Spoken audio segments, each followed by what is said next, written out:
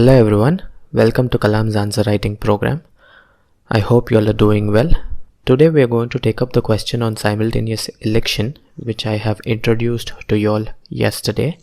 So we'll read out the question and then divide the question into the different subparts that we usually do, and then address each of these subparts. And then we'll move forward and see if we can add any new diagrams or schematics or flowcharts.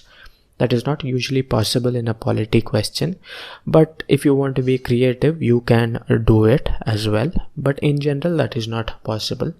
In addition to exploring the idea of schematics and their possibility to be put in this particular question, we'll move forward and see if we can add any new side headings or subheadings in order to enrich our answer.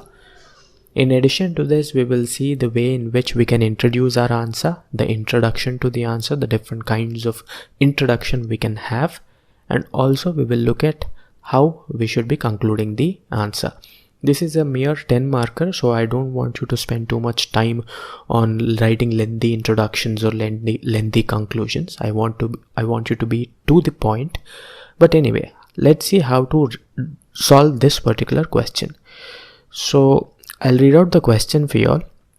Simultaneous election to the Lok Sabha and the state assemblies will limit the amount of time and money spent in electioneering, but it will reduce the government's accountability to the people. Discuss. So this is a discuss wala question in which you are supposed to talk about two things in general. On the one hand, it is asking you to talk about how the concept of simultaneous election is going to cut down the time and money spent in electioneering. That is going to be the first part of your answer, first part of the body of your answer. On the second hand, it is asking you to talk about how it is going to reduce the government's accountability to the people. So on the one hand, it has some positives which you're going to talk about. On the other hand, it is going to have some negatives, as in it is going to reduce the government's accountability to the people.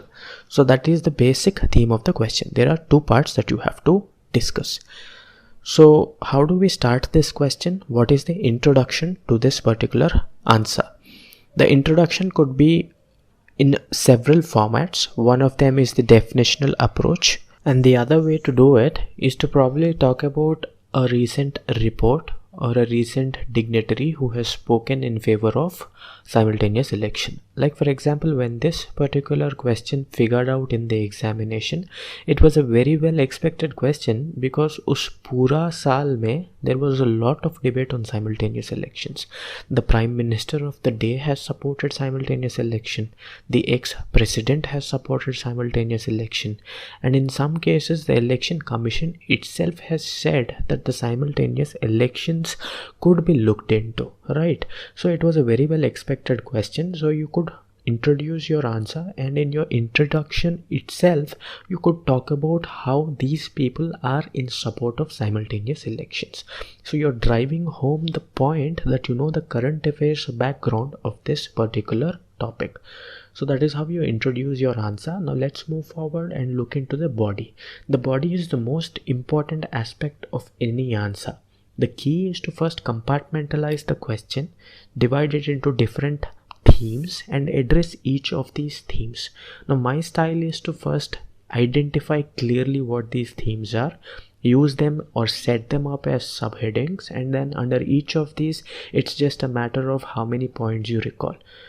Ab dekho, if you're in your first or second attempt, you probably have less points to answer depending upon the preparation you have made, and if you're a veteran you have more points, but the difference in the side headings is not so much. Anybody should be able to make these side headings, and the points you write under them, they will be enriched over a period of time, as and when you keep reading your daily current affairs, as and when you keep spending your time on your examination, these points will improve. So firstly, you are supposed to develop this structure. This structuring and formatting of your answer is what I mostly try and focus on. It's not the content per se, because content ka kya hai, if you read more books you will have more content, but you should be able to put that content into succinct form, into segregated compartmentalized form, so that it is very presentable for the examiner. So coming back to the body, what is the what are the different themes of this particular question, and how do we convert them into subheadings of our answer. So the first subheading is going to be simultaneous elections and how they limit the amount of time and money spent in electioneering. That is one subheading. And the second subheading, going by the nature of the question, by mimicking the nature of the question, the second subheading is naturally going to be about how it is going to decrease the accountability of the government towards the people. So these are the two things that I'm going to discuss as side headings. Under each of these side headings, I'm going to spend some time and talk about some points. In addition to this, what else can be written?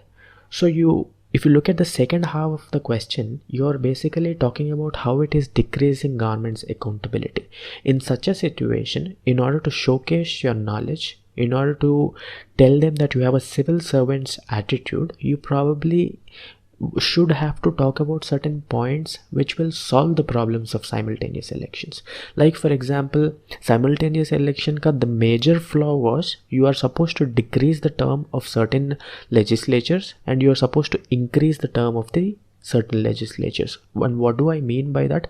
Ab dekho, the central government has started its government some years ago. Maybe some state government has started its legislative assembly today. And maybe local governments will start their legislature or Gram Sabha, whatever it is, they will do it probably next year. Now, if I say there is a cutoff date of 5 years from now where I am going to conduct elections for each of these, some of them will have unfinished terms, right? So how do we synchronize these terms is the basic problem of simultaneous elections.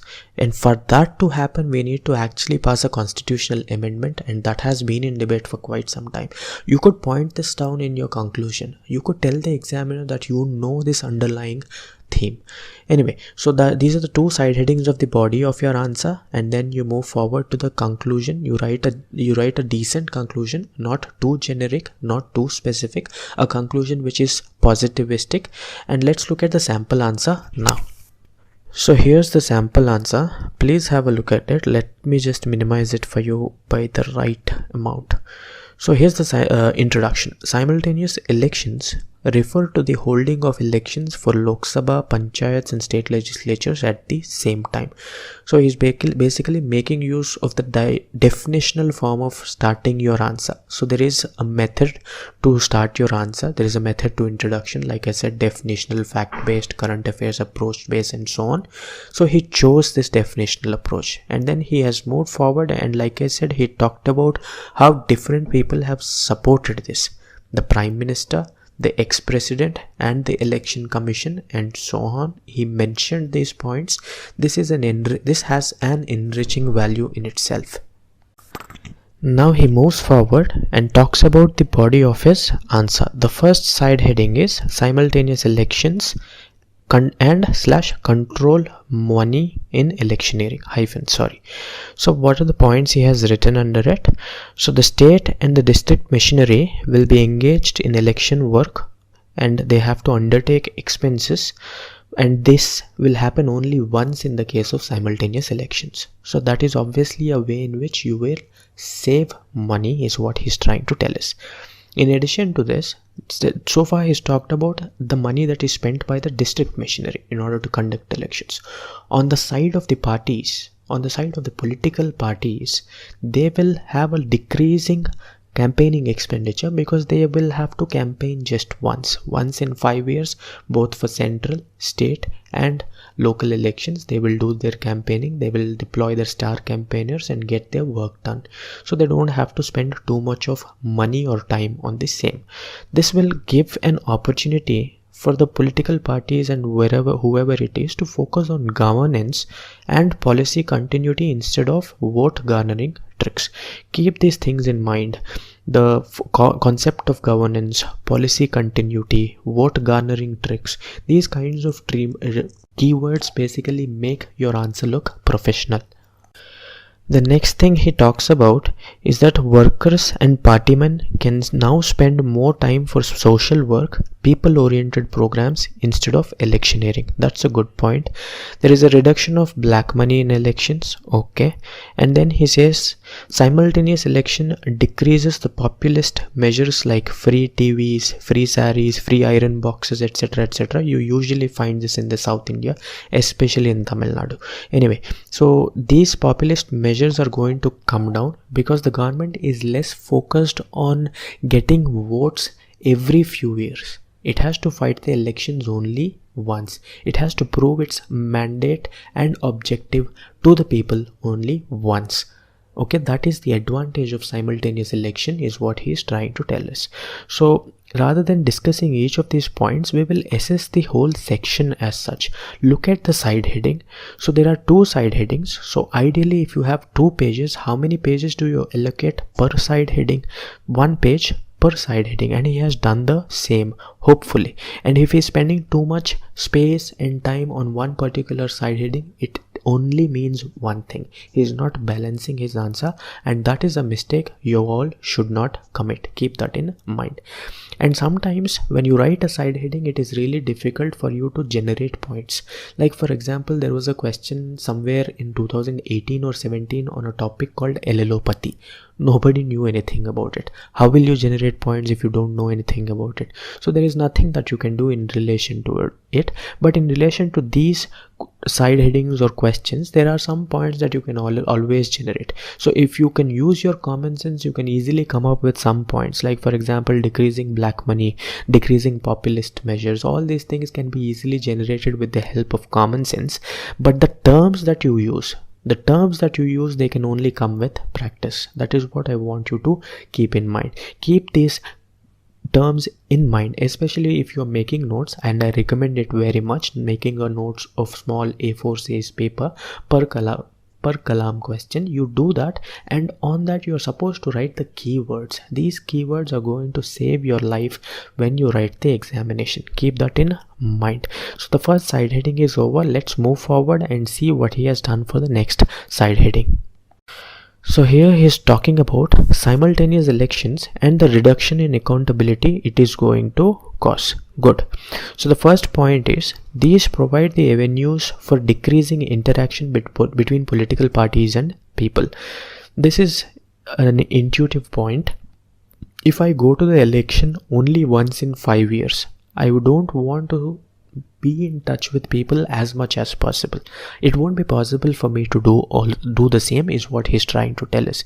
And these political parties, what they will start doing is, they will start interacting with the people only towards the fag end of their career, maybe towards the 4th year or towards the end of the 3rd year, and then they will start their campaigning, election manifestos and so on, and they will respond to people. But they will neglect the people in the first 3 years, is one of the fears of simultaneous election. As opposed to that, if we have a normal staggered cycle of elections, in which you have central elections today maybe, and maybe you have state elections after 2 years, maybe you have panchayat elections tomorrow. If that is the case, in which political parties have to continuously pander to the emotions and the needs of the people, the political parties continuously have to be responsive to the needs of the people. That is the advantage of staggered elections. Sure, it costs a lot of money. Sure, it means that there is a governance deadlock for some time, as long as the model code of conduct is in place. But whatever be the case, you can be sure that there is a constant interaction between the political parties, the partymen, the karyakarta, so to speak, as well as the people and the grassroots level people as such. That is what he's trying to tell us. And when you have simultaneous elections, on what issue are you voting for? Like for example, when Indira Gandhi went into the campaigning, she went with the campaign slogan of Garibi Hatao. People who voted for her. Now let's say you have simultaneous election. Mr. Modi comes up with some slogan, maybe Garibi Hatao, and the state government itself has another slogan, who are you going to vote? There is going to be some amount of confusion, right? So that is the problem of simultaneous election. That in sense indirectly decreases the accountability of either the central government or the state government, is what he is trying to tell us. He is not explicitly writing it, probably because he doesn't want to expand any of his points, but that is fair because that is what is expected from a 10 marker. We will move forward. There is a lack of security personnel who can conduct such large scale elections. Good. And then once the elections are over, the ruling party might completely distance itself from the people. But he should have written more points about how this will reduce accountability as such. As in the first 2 points, first 2 and 3 points are fine, but he should write more points on a reduction of accountability. Link the points you generate directly to the mandate of the question and not to the points you know. Keep that in mind. Moving forward, he talks about different alternatives to simultaneous elections to increase accountability and decrease expenditure. Now this is a good creative aspect of his answer, and what I mean by that is the question is telling us, on one hand, this decreases time for electioneering, slow and so on. On the other hand, it decreases accountability. So if the main problem is to decrease the time taken in electioneering, decrease the money that you are spending in electioneering, and increase the accountability simultaneously, maybe you just don't have to look at simultaneous elections. There are several other options you can first exercise. There are several other options which you can first exhaust, and if they don't work, and if you think simultaneous elections can function in the country with proper regulations, then only you can set them up. That is what he's trying to tell us. So what are these points? State funding, National Electoral Fund, 1 year 1 election model suggested by Election Commission, decriminalization of politics. Now these are solid points I want to tell you all. Ab dekho, when you prepare for your examination, there are certain topics for which you have a very good amount of notes. Like for example, electoral reforms. Like for example, energy sector, as in renewable energy and the reforms that we need to take. Like for example, probity in governance and the examples under probity in governance. What I'm trying to tell you is there are certain topics related to which you have very solid points, and this is an example of how you can use those solid points to make them relevant to any particular question, and then add these points to this particular question. Dekho, if somebody is telling you that there is a question in exam and you have to know thoroughly about the ins and outs of everything about that question, that is not true. ऐसा होता भी नहीं है exam में. In most cases, if you write the exam, 20 questions में you will only know 13 to 14 very well. In the rest of these questions, you are supposed to generate your points, and the whole idea of this answer writing session, the way I do it, is to help you all generate these points, is to help you all understand how to use the already available knowledge you have to add these points. This is what he has done. He probably does not know enough about simultaneous elections, the pros and cons of it, but he definitely knows about electoral reforms. See how he has linked electoral reforms to this particular question. You are supposed to do the same. Okay, moving forward, though simultaneous elections hold merit, they might not be feasible in India. We should carefully consider and exhaust other options before we drastically move to simultaneous election. This is a decent conclusion. In fact, it is a good conclusion because he has both positive and negative aspects to simultaneous elections summed up in 3 or 4 lines. So that should be the discussion for the day. I'll show you the question for tomorrow. So please have a look at this question. This question is related to anti-defection. So the role of individual MPs has diminished over the years, and as a result, healthy, constructive debates on policy issues are not usually witnessed. And how far can you attribute this to anti-defection law, and so on. We will discuss this question in detail tomorrow. I want you all to sleep on this question. I want you all to spend some time in evolving the subheadings, at least in your mind, and see how they match up with what we are going to do tomorrow. Thank you.